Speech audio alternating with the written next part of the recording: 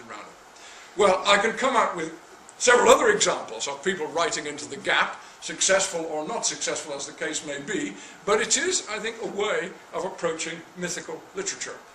And that, I think, is what Tolkien did. In fact, I'd go on and say that you could well argue that Tolkien's whole career was an exercise in gap filling. He saw gaps and he wanted to fill them in. The annoying thing is that practically all of early English literature is gaps. There's a very good book by R.M. Wilson, very discouraging book, called The Lost Literature of Medieval England. And of course, what that tells you is most of it's lost. How very disappointing.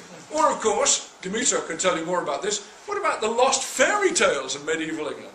I mean, you've got the Jacob Grimm collection, I should say actually the Jacob and Wilhelm Grimm collection, which of course is famous worldwide. You have the brilliant collection of Jón Arnason in Iceland, perhaps the best collection of European fairy tales ever to have been made. You have the Norwegian set by Moa and Asbjørnsen, which gives us of course the great story of the three billy goats Gruff.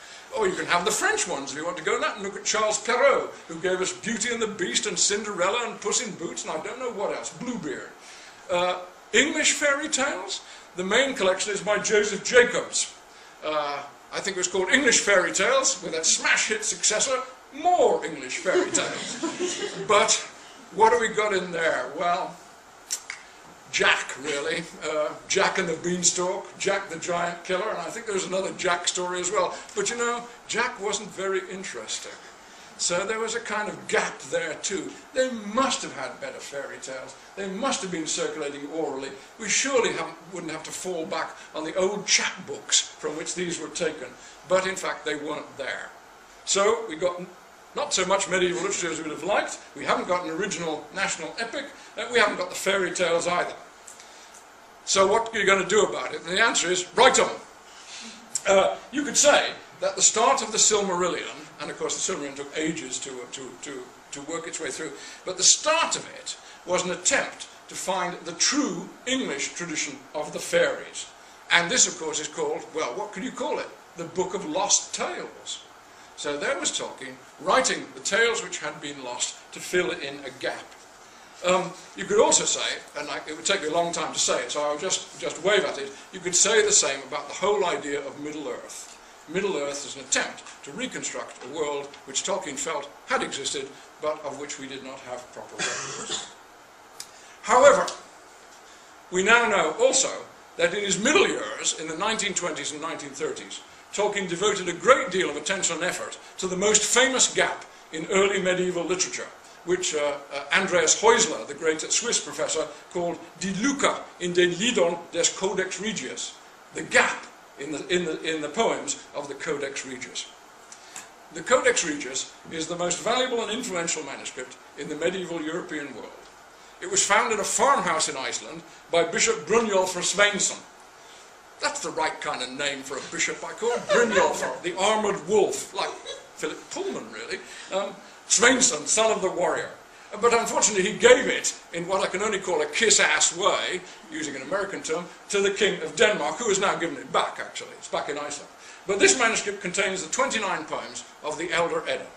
If we did not have this manuscript, we would know something about Norse mythology, we would know something about heroic legend, all of which have become absolute standards for the comic book trade. Do you know how many issues there have been of the Thor comic book? Thor the Thunderer? 600.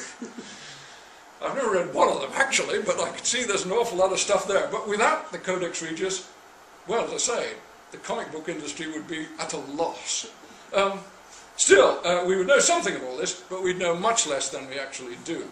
But, important as it is, there's a gap in it. In the manuscript as it stands, we have a connected string of heroic poems about heroic legend, which takes up more than half of the manuscript. But at some point in the Middle Ages, some medieval vandal ripped 8 pages out of it.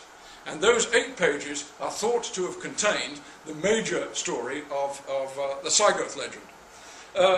Tolkien incidentally thought it wasn't a medieval vandal, he thought it was a medieval fan who just wanted to take it home with him, and I dare say that was true as well. But fan or vandal, that's what happened. And what was in the gap in the poems of the Codex Regius became generally accepted as the Königsproblem, the king problem, the main problem of Germanic philology. And many scholars devoted a great deal of time trying to work out what had been in the gap. It was inevitable, I think, that Tolkien would have to have a go at this problem, but he did it not by writing another paper on the poems in the gap in the Codex Regius, he did it by writing the poems that should have been there. So he decided to fill the gap, and his filling the gap, his writing into the gap, is the legend of Sigurd and